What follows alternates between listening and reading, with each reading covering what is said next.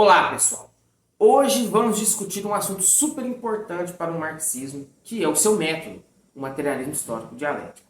Fique até o final do vídeo e confira essa discussão.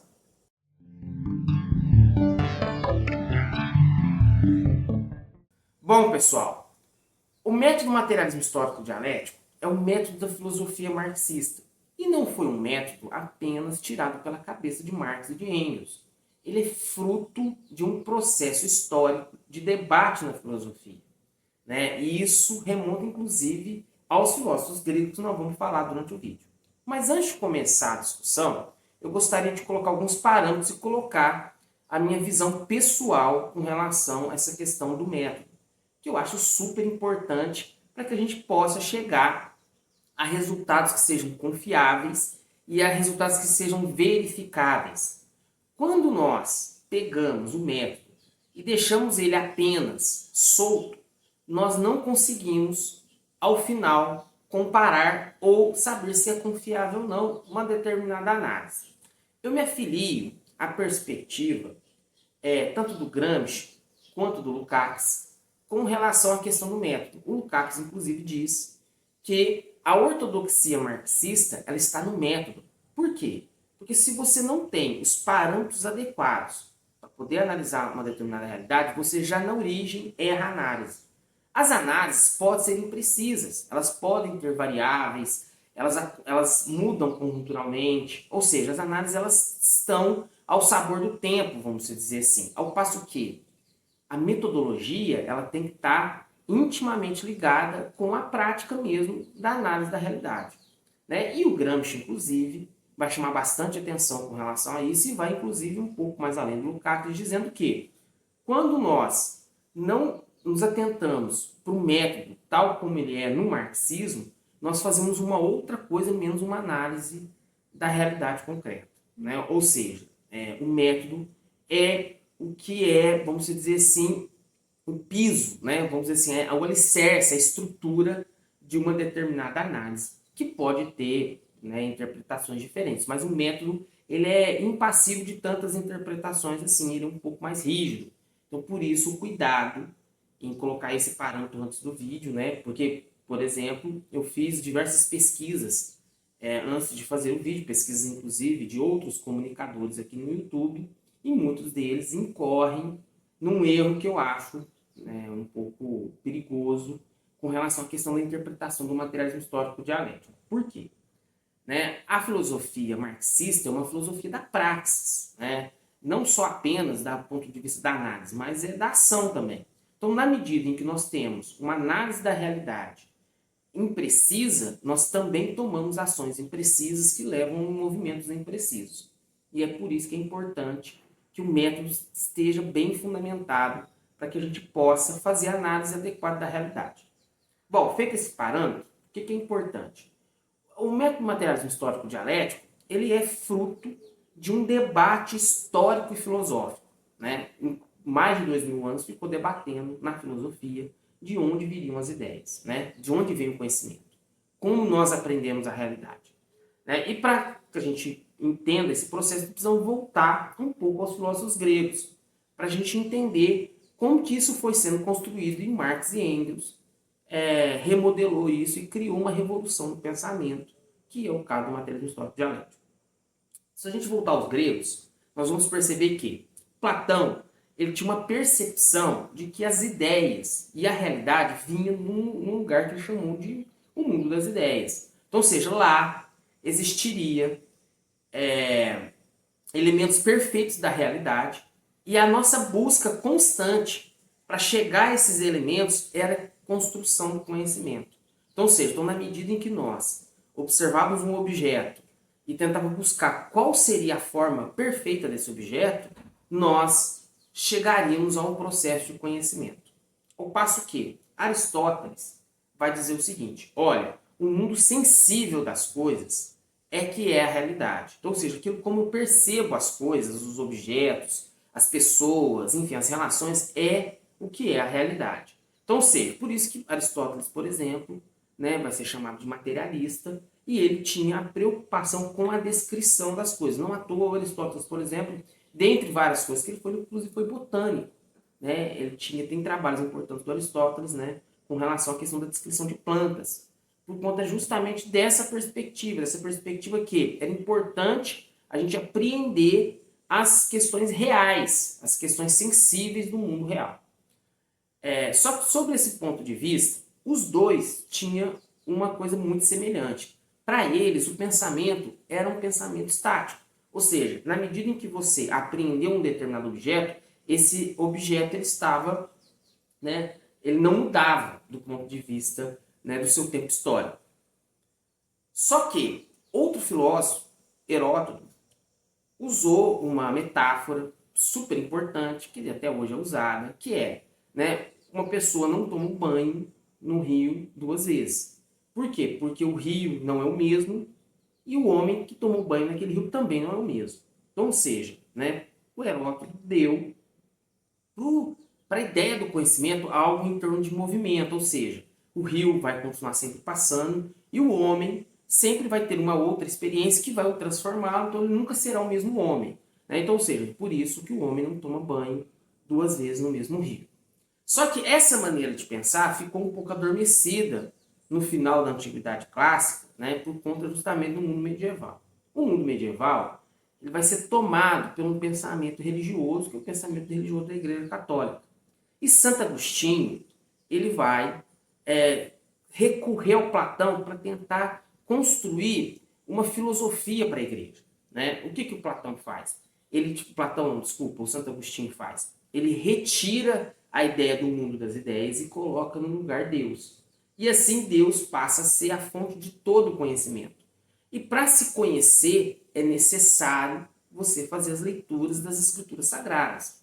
Quem que fazia a leitura das Escrituras Sagradas? O clero, que era o único que tinha letramento à época. Né? A grande maioria da população não tinha o acesso, né, à alfabetização, enfim. Então, ou seja, não lia as escrituras. Então, quem fazia a tradução dessas escrituras era justamente o clero. Um pouco mais à frente, isso já próximo, né, do período do Renascimento, Santo Tomás de Aquino vai recorrer a Aristóteles para dizer o seguinte: olha, Deus está em todos os lugares. Então, ou seja, você aprender esse mundo sensível, né, você ter esse parâmetro do ponto de vista sensível, faz a gente conhecer os propósitos de Deus. Não à toa as igrejas, Deus passou a ter um lugar. Né? As igrejas são bem elaboradas nesse período. Né? Você tem aí diversos movimentos artísticos dentro da igreja, inclusive para poder demonstrar, vamos dizer assim, o poder de Deus. Existe outros filósofos que vai debater essa mesma questão, mas para o vídeo não ficar muito comprido, né, eu vou fazer um pequeno salto para Kant. Kant vai olhar esse sistema de conhecimento, né, estabelecido entre o idealismo e o materialismo, e vai levantar uma questão que é super importante, que ele vai dizer o seguinte: olha, para eu poder afirmar algo, eu posso necessariamente afirmar algo contrário, o seu negativo, vamos dizer assim, que é a famosa antinomias kantinianas. Então, dentro dessa perspectiva, Kant entendeu que todo objeto tem o seu contrário, tem a sua negação. Né? Então, dentro dessa perspectiva, é possível construir o conhecimento. Só que Kant ele não consegue ir um passo além, que no caso Hegel vai. Hegel olhando para Kant, e aí já falando da filosofia alemã, né, para chegar em Marx e Engels, Hegel olhando para Kant diz o seguinte: olha, o objeto ele é uma tese, ao passo que a contestação desse objeto é uma antitese, ou seja, o seu contrário. E o embate dessa tese, desse objeto observado pelas ideias, junto com a sua antitese, cria uma síntese, que imediatamente vira uma tese e constrói a sua antitese e assim por diante. Então, ou seja, esse sistema dialético estabelecido por Hegel é o que vai construir o conhecimento. E o Hegel traz uma inovação do ponto de vista do entendimento do conhecimento e dos objetos. Para ele, as contradições ela não era algo externo, né, do homem, era uma contradição interna, ligada intimamente ao objeto. Então, por exemplo, né, as contradições da sociedade é que criava as ideias da sociedade. Né? Ou seja, as contradições, na verdade, para Hegel era a contradição das ideias da sociedade que criava novas ideias.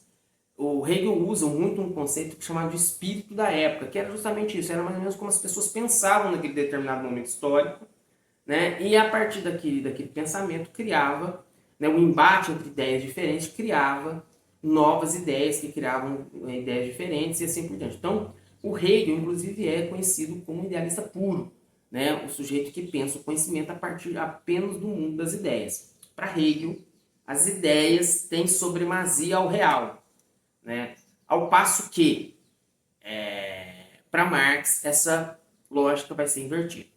E Marx acompanhou, né, porque ele estudou na mesma universidade onde Hegel deu aula, e ele foi companheiro dos neo-hegelianos. Né? Quem são os neo-hegelianos? Feuerbach, Bruno Bauer, Max Stirner, todos esses faziam debate em torno da dialética hegeliana. Cada um com um determinado pedaço, vamos dizer assim, do conhecimento de Hegel, né, fazia análises dialéticas sobre determinada realidade. Marx vai olhar essa forma dos neo-hegelianos trabalhar e começar a questionar e criticar. Tanto que grande parte dessa crítica está no Ideologia Alemã, que é um livro super importante do Marx, em que ele está fazendo frontalmente esse debate contra os neo-hegelianos. E aí, a partir dessa perspectiva, ele vai compreender a dialética de uma forma diferente. Ele, na verdade, se aproxima um pouco de Feuerbach do ponto de vista materialista, porque Feuerbach, diferente de Bruno Bauer e Max Stirner, era materialista, e vai dizer o seguinte: o Hegel entendeu a lógica do conhecimento, só que ele inverteu. Por quê? O que determina a ideia não é a própria ideia. O que determina a ideia é a experiência real no concreto. Para o Marx, ele disse isso em diversos textos, em que a sociedade ela é fruto da necessidade da sobrevivência. Ou seja, os homens criaram a sociedade a partir da sua experiência real e concreta de se alimentar, de se reproduzir e de se vestir. Então, ou seja, são elementos básicos da sociedade humana que levou os homens a criar sociedades complexas. Então, dentro dessa perspectiva, o que o Marx vai colocar? Que o material, a experiência real e concreta, tem supremacia às ideias. E a partir dessas ideias criadas sobre essa realidade concreta, nós criamos uma nova realidade. Né? Então, esse movimento dialético entre o concreto, o ideal e o concreto faz com que nós, homens, criamos ações reais e concretas. Por isso que o Marx vai usar a tese contra Feuerbach, que é a tese 11, de que até então os filósofos apenas interpretaram o mundo, mas a questão naquele momento histórico era transformá-lo. Porque o Marx está analisando e está vivendo o nascimento da sociedade industrial na Europa no século XIX. E o que isso impactou diretamente, né, no entendimento do movimento do conhecimento e no método do materialismo histórico dialético? Marx então percebeu que os homens eram capazes de produzir a sua própria existência em larguíssima escala. O capitalismo industrial principalmente, ele possibilitou na história você produzir quantidades inimagináveis de mercadoria. Apesar de que muitos acham, né, que isso é fruto do trabalho da burguesia, não é. Né? Isso é fruto do trabalho humano. Qual que foi, vamos dizer assim, a expertise da burguesia? Né? A burguesia passou quase 800 anos, enfim, pouco a pouco, né, se tornando classe social, e ao final aí do século XVII, XVIII e XIX, a burguesia se consolidou ao poder, criando um mundo que nós conhecemos hoje. Hoje, nós, por exemplo, vivemos no mundo burguês. Né? O mundo capitalista é o mundo burguês. E o capitalismo, ele é uma forma de organizar um modo de produção. Então, nós vivemos hoje um modo de produção capitalista baseado nessa necessidade burguesa de acumulação de riqueza. Então, ou seja, Marx, olhando todo esse cenário, vê que é possível que o homem transforme a sua realidade através da ação. E agora eu vou citar um exemplo de como poderíamos, né, analisar, né, o método materialismo histórico dialético dentro dessa perspectiva desse cenário. Porque assim como para Hegel, Marx não achava que existiam contradições que eram externas ao determinado objeto. Então, por exemplo, quando nós vamos analisar a burguesia, vamos perceber que as contradições do mundo medieval criou a classe burguesa.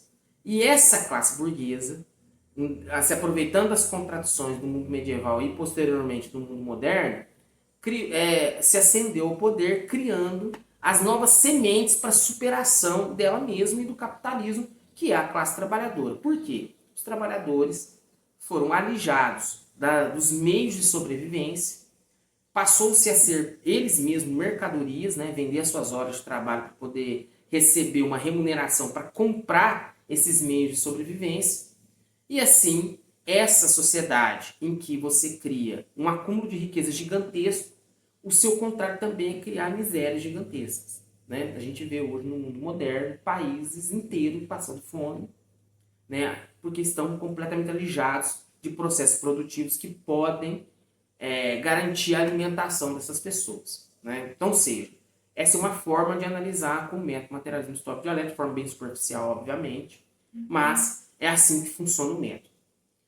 Bom, pessoal, espero que vocês tenham gostado do vídeo, espero que vocês tenham gostado da explicação. Né? Deixa aqui um comentário de vocês, né? Vamos debater, que é algo muito bacana. Não se esqueça de se inscrever e deixar aquele like legal.